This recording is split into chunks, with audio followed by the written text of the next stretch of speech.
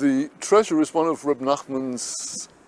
shorter parables, and it's very much in a long line of tradition of rabbinic parables that come across with a very simple and direct point. And I think that we can look at this amazing parable as having a very direct message for all of us. Here is this little Jew in his shtetl far away in Poland or Russia, and he has this fabulous dream that if he only go to the great city and by the river under the bridge, he will dig, there he will find his treasure, and he blows all his savings to get there and starts digging until the soldier tells him that, what are you doing here, you Jew? Dreams. I also had a dream, and I dreamt that this Jew had a whole treasure under the fireplace in his home. Go dig there, and that's what he did and found the treasure.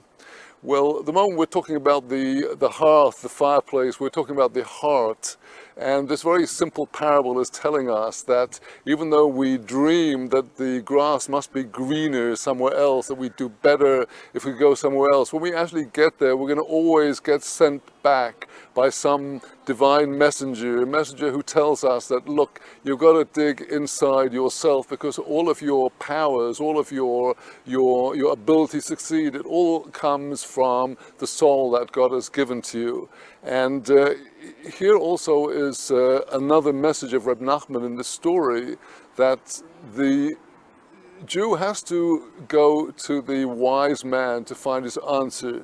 It's true that he's going to have to dig in his heart, but unless he has a guide to tell him that that's what he's got to do, and that there is a validity in doing that, and it's a vain dream to seek your fortune in all kinds of diverse and complex ways, you're going to have to hear that from the truly righteous tzaddik, who speaks to you the absolute truth, who's not interested in making a profit out of your donations or royalties on his books. He's only interested in guiding the souls to the truth. So this parable is of relevance really to everybody, because nobody really knows where their soul comes from. We grow up in a certain social matrix, we're born into a certain family, a certain level in society, we have our abilities and perhaps disabilities, but for everybody it's the same rule, that you have to cultivate your own heart and your own garden. That is the key to success. And indeed, part of this story is telling us that you have to dig precisely into the fireplace, in other words, into the very center of all of your thoughts and your feelings, which are often a mix of burning passion for the wrong things. So here there's also an allusion to Rabbi Nachman's famous teaching of hisbodedus, hitbodedut, taking private time for yourself alone and just doing that work of digging until you get into the fountains of your vitality, the fountains, you unleash the powers of your soul through this practice. A question can be raised about what really is the significance of this policeman at the bridge who tells the Jew, you're not allowed to dig here, go back home. And on one level, the story is telling us that each person has to find their way to the tzaddik, but in our time that's not always possible. In fact, mostly it seems for many people to be quite impossible to actually find a true sage in flesh and blood who can really see into your soul and guide you. And of course we have the literature of the tzaddikim to follow, but in real life we also have to understand that, well, we may not hear God's voice booming out from the heavens, all of the little messages we're receiving every day from all around us, from a chance comment somebody makes, from something we see on Facebook or in a newspaper or on the highway, on the billboard, that every single thing is actually a message from the Almighty. Now, you can't spend your whole time following up these messages, but if somebody is telling you, look,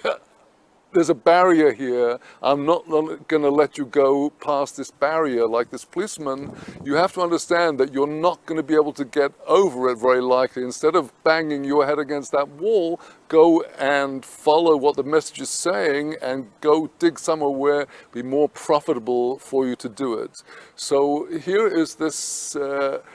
policeman who is not perhaps a real tzaddik, but he's also one of God's creations, and God has put into his mouth at this moment the very message you need to hear, and we best go and follow up on what the messages are telling us. And the heart, like anything that is burning, can be pulled in many directions. The flame can go leaping to this side or that side. And the heart is susceptible to very holy desires and intuitions and feelings, but on the other side, the heart can be a place of very negative feelings and thoughts and impulses and drives. And so the real work of Hitbodedut, the real work of this inner journey, is to dig away there at the very center of the service of God, to ask, what is my way to serve God with my heart? Now, the answer to that question can be different for each person. There's a person whose way to serve God is through intense study or intense prayer. There's another person who is not able to do one or other or both of those, but their work lies in acts of kindness and constructing communities and building homes and families and businesses and developing and inventing and all kinds of things. Each person, some people live to spread viral messages on Facebook. Each person has a different way to serve God, but if we're not thinking about which way our flame is burning and how to fuel it, indeed always we have to fuel it with the right teachings and the right ideas. The flames of the altar burn well when we offer the continual offering, which is the offering of daily Torah, be it a lot or a little, but that is what keeps the fire burning well.